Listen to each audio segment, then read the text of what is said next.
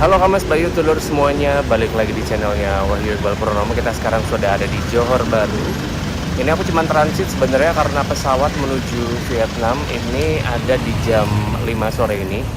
Jadi kemarin dari Singapura menuju ke Johor transit semalam. Kita akan kulik satu penginapan. Ini murah banget kalau misalkan turunnya atau dari Singapura naik bis, kemudian turun di JB Central atau Johor Bahru Central. Ini jalan kaki cuman sekitar 5 sampai 10 menit. Pokoknya deket banget. Ini juga ada di pusat Johor Bahru begitu. Jadi kemana-mana, terutama nih yang paling suka sama belanja ya, kayaknya wajib banget nginep di sini karena setelah aku telaah memang Johor Bahru tuh kayak nggak ada apa-apa gitu. Tapi ini surga untuk belanja. Beberapa barang tuh banyak yang bilang lebih murah dari Kuala Lumpur, lebih murah dari Jakarta. Jadi wajib dicoba kalau mau beli handphone baru gitu. Katanya harga-harga Batam gitu yang aku tahu. Kemarin sempat ketemu sama orang Indonesia. Nah, seperti apa Atrus Bed and Breakfast ini aku dapat di Agoda. Harganya itu segini, aku lupa. Lumayan agak pricey sih sebenarnya. Cuman kita langsung kulik sama-sama aja yuk.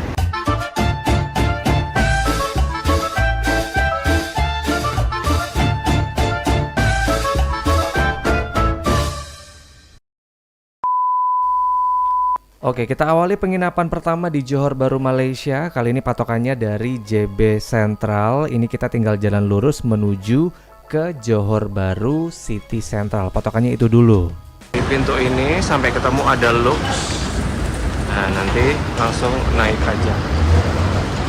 Dari pintu masuk Money Changer, pokoknya nanti jalan terus ngikutin arah sampai sana. Dari jalan ini kita jalan sampai ketemu Tony Romas. Habis itu nanti ambil jalan turun. Setelah turun ini kemudian kayak jalan terus turun lagi di eskalator. Dari eskalator turun tinggal lurus aja. Patokannya adalah ini atau kalau udah ketemu kios. Nah, ini tinggal keluar aja. Setelah Komtar JB ini tinggal nyebrang aja, kita langsung masuk ke Zenith Lifestyle Center. Ini beneran kayak terkoneksi gitu, jadi memang gampang. Apalagi kan untuk orang yang gampang banget panas, gampang banget keringetan, nggak bisa panas. Ini enak banget kalau misalkan dari JB Central itu jalan lewat nyebrang mall gitu. Adem gitu hawanya ya. Dari pintu itu langsung naik elevator. Di sini langsung aja keluar. Oke, setelah ini tinggal keluar dari Zenith, kita tinggal jalan aja melipir karena persis di sebelah mall ini untuk penginapan Atrus Bed and Breakfast. Ini aku dapat di harga Rp250.000. Lumayan agak pricey ya untuk ukuran hostel, but this is Malaysia baby. Begitu ya, segampang itu cara dari JB Central ke Atrus Bed and Breakfast. Jadi kayak gimana penginapannya langsung cek sama-sama ya. Oke, kita review dulu ya. Ini patokannya untuk Atrus Bed and Breakfast tepat di sebelah suasana atau tadi ya, pokoknya daerah mall begitu. Ini tepat di JB Central. Ke Pasar Karat kita tinggal jalan kayak 5 menitan gitu. Kemudian kalau total dari JB Central nyebrang mall begitu ya, itu juga nggak sampai 5 menit. Ini pemandangan depannya begini persis di jalan besar ya ini sebenarnya ya. Cuman aku ngerasanya ini tenang banget sahabat Kamas Bayu Tulur semuanya. Dan di depan situ itu ada tempat makan juga lumayan murah gitu. Jadi aman kalau misalkan mau cari makan kulineran di situ tuh kayak hawker gitu kalau di Singapura atau Pujasera kalau di Indonesia ya. Ini nggak banyak yang bisa dieksplor karena kebetulan ketika aku nginep di sini pun ada tamu yang udah kayak 2 bulan tinggal di Malaysia. Beneran kayak Johor Bahru tuh semacam kayak Surabaya atau mungkin Semarang begitu. Jadi nggak terlalu turis banget, lebih ke kota bisnis kayak gitu. Atau mungkin orang Singapura yang kepengen banget chill, weekend getaway, biasanya mereka tuh ke JB Central ini. Ini pemandangan dalam. Setelah tadi kan Johor Bahru tuh hampir sama kayak Singapura gitu, hawanya panas. Masuk ke dalam area receptionnya itu tuh beneran adem begitu ya. Mekanisme check-in kayak biasa, kita menyerahkan paspor, kemudian kita diharuskan deposit. Ini aku agak kaget, depositnya adalah 50 ringgit Malaysia atau kayak semacam 200 ribuan gitu ya, rupiah. Aku juga kaget karena semahal itu deposit di Malaysia, dan kebetulan ketika aku beli penginapan ini itu ada di Agoda, harganya 250 ribu, itu udah termasuk dengan 10 ringgit Malaysia Tourism Tax. Nah, ini ada beberapa ya cerita aja untuk yang beli di online, kadang tuh nggak include dengan Malaysian Tourism Tax, itu tuh masih dikenakan lagi biaya pajak turis sampai dengan 10 ringgit. Tadi mekanisme keluar kayak gitu ya, ada saklar, kita harus pencet itu dulu sebelum nanti bisa terbuka pintunya. Dan untuk mekanisme check-in tadi kita dikasih kunci dan juga locker. Nah, ini cara untuk masuk, tinggal di tap aja, kemudian kita tinggal buka pintunya. Jadi ini security-nya aman banget, jos. Kita nggak worry kalau misalkan bawa laptop atau mungkin bawa barang berharga, itu tuh aman begitu ya. Ini kebetulan lantai 2 di atasnya reception persis itu adalah tempat untuk kita communal area atau common area. Di sini Atrus Bed and Breakfast ini menunjang begitu, karena tadi yang aku udah sempat spill, isinya tuh kayak digital nomad semua gitu loh. Kebanyakan warga Malaysia atau warga Singapura. Di sini aku tidak ketemu bule sama sekali, kebanyakan warga China yang mereka rata-rata kayak kerjanya tuh remote gitu. Ada yang developer segala macam, dan ini adalah communal area atau tempat mereka biasa pakai untuk kerja, meeting. Di sini bahkan ada yang Zoom meeting juga. Sangat proper begitu, tempatnya juga enak.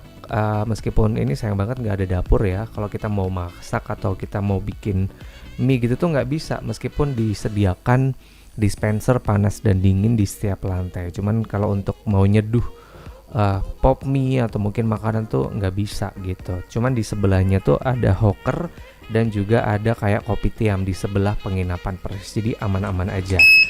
Nah, ini juga kalau mau naik tiap lantai kita harus tap kartu. Jadi sekali lagi aku rekomendasikan banget, harga cuman 250 ribu. Ini lumayan representatif, lumayan aman begitu, nggak akan bisa masuk orang sembarang begitu ya.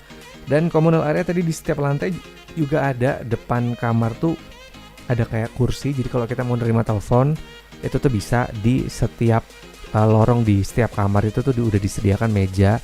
Nah, kita bisa kayak ngobrol di sini juga kalau nggak mau ngobrol di communal areanya. Ada lift, ini kalau nggak salah 4 lantai sih yang aku tangkap begitu ya. Ketika aku datang di sini sebenarnya lumayan penuh. Cuman mereka udah sibuk dengan kesibukannya masing-masing begitu. Dan ini juga aman untuk muslim karena di setiap lantai setelah yang tadi ya, ini ada tempat kalau kita mau baca-baca, kita mau nelpon di sini, ngobrol juga bisa. Meskipun ini panas ya, serius, di lorong ini pun masih berasa gerah. Tapi untuk di kamarnya ini dingin, bahkan cenderung dingin parah yang aku rasakan gitu ya. Ini untuk yang muslim ada tempat untuk kita sholat juga, ini juga aman, ada sarung kita bisa pinjam. Untuk yang muslimah kalau nggak bawa mukena juga ada mukenanya juga di sini. Meskipun ini sebenarnya ya 2 orang masih cukup lah, atau kebanyakan sendiri karena yang sholat pun juga cuman aku. Ketika aku ada di sini kebanyakan nonis sih yang aku tangkap, cuman for Thumbs Up menyediakan ruangan untuk sholat tersendiri. Ini kita dapat locker, tapi ini sorry to say locker hanya bisa dimasukkan laptop atau mungkin barang berharga doang karena termasuk kecil ukurannya. Kalau untuk tas itu tetap dimasukkan di bunk bednya begitu. Dan di sini juga sepatu harus dilepas gitu ya, karena di dalam itu thanks God adalah karpet. Nah, ini long story short, aku langsung shoot aja untuk penampakan kasur harga 250 ribu. Ini aku pesan di Agoda. Kalau mau cek di Traveloka aku taruh di deskripsi untuk pembeliannya begitu ya. Kasurnya ukuran 100, ini empuk, selimutnya juga tebel. Ini selimut-selimut hotel karena tadi aku bilang ya, di dalam ini tuh beneran kayak menggigil. Bahkan udah pakai selimut yang tebel ini pun aku tetap merasa kedinginan. Kemudian ini udah sepaket dengan handuk dan juga ada sikat gigi dan odol gitu. Di sini juga lengkap, charger kaki 2, kaki 3 ada, bahkan ada USB dan masih ada space juga kalau kita mau naruh tas. Ini penampakannya, satu kamar itu isinya adalah 12. Seperti ini, 12 bunk bed. Nah, atas bawah. Kemudian untuk tangganya itu dari besi. Nah, kebayang ya, ini pakai koper segala macam, nggak ada backpack. Udah dipastikan mereka tuh kebanyakan kayak eksekutif muda gitu. Kamas Bayu Telur semuanya yang kutangkap ya. Dan ini juga menyenangkan. Aku boleh tarik kesimpulan selama tidur di sini, nyenyak tidurku. Selimut tebal, kamar dingin, kemudian ada kaca juga, kemudian dapat tempat untuk kita naruh HP. Meskipun ini nggak ada meja ya, karena ini mejanya kecil banget. Di sini ada saklar juga, dan untuk tirainya ini sama kayak tirai-tirai pada umumnya ya. Kalau lampu di dalam dinyalakan, dari luar tuh masih bisa ngelihat keberadaan kita. Jadi kalau mau nyalakan lampu, tirainya hati-hati ya, mendingan dibuka aja kalau misalkan mau ganti segala macamnya, hati-hati karena tirainya tuh kayak tembus pandang gitu. Nah, ini untuk khusus yang kamar double, karena di sini ada 2 tipe kamar ya. Satu yang kapasitasnya 1 orang, ini yang kapasitasnya 2 orang. Lumayan tebel, tapi kalau yang kapasitas 2 orang tuh entah kenapa mereka dapat meja loh. Tuh, ya kan ada meja lipatnya, tapi untuk yang kapasitas 1 orang itu tuh nggak ada mejanya. Ini kalau nggak salah yang kapasitas 2 orang, ini modelnya sama sih bunk bed, cuman agak PR juga ya kalau berdua ngapain juga gitu loh. Di atas juga masih ada pasangan, sebelahnya juga ada pasangan. Jadi ini 4 orang pasangan. Dapat meja, kemudian sama colokan, kemudian ada lampu juga saklar. Ini bisa dipakai, tangganya sama tangga dari besi. Jadi PR ya kalau misalkan bawa pasangan. Ini untuk kamar mandinya, ini untung untuk semi syariah aku boleh sebut karena cowok dan cewek kamar mandinya dipisah. Untuk yang cowok ini juga bersih karena kebetulan selalu dicek sama petugas. Aku tuh 2 kali ke kamar kecil ya.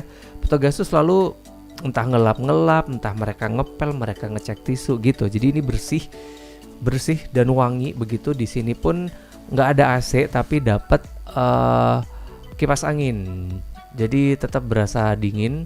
Karena di luar itu juga ada exhaust juga. Di sini juga dapat 2 hair dryer, kemudian lengkap dengan sabun dan juga shampoo. Nah, itu kan. Ini kacanya juga banyak. Jadi kalau misalkan ini cowoknya kan tadi 10 ya. 10 kemudian satu lantai itu ada kayak 3 sampai 4 kamar. Jadi lumayan tidak akan berdesak-desakan untuk kita mandi atau mungkin sikat gigi, ngaca-ngaca gitu tuh aman. Kamas Bayu Telur semuanya, dan tepat ini modelnya industrial gitu. Ini juga air panasnya nyala, tapi aku tidak pakai karena tahu banget lah Johor tuh panas.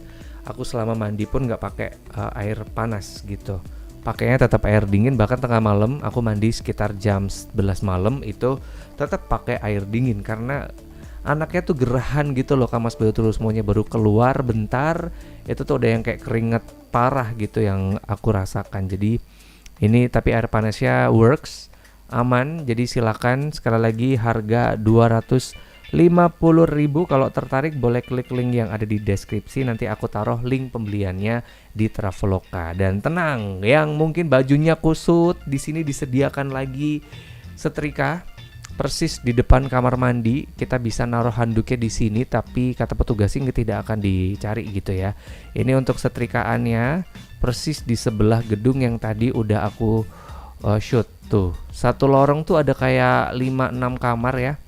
Jadi kebayang kamar mandinya cowok cewek dipisah. Ini yang cewek, ini kamar mandi cowok, dan dapat juga dispenser. Nah, ini dispensernya juga mantap, ada air es, beneran air es ya, dan juga air dingin. Ini kalau keluar tadi kita tinggal pencet dari dalam, nanti pintunya udah keluar. Kayaknya segitu dulu ya. Kamas Bayu Telur semuanya, satu-satunya hotel di Johor. Ini hotel pertama di Johor yang aku review. Sampai jumpa di nginep series berikutnya. Kita nanti juga akan review juga hotel-hotel lainnya. Sampai ketemu Kamis depan. Kamas Bayu Telur semuanya.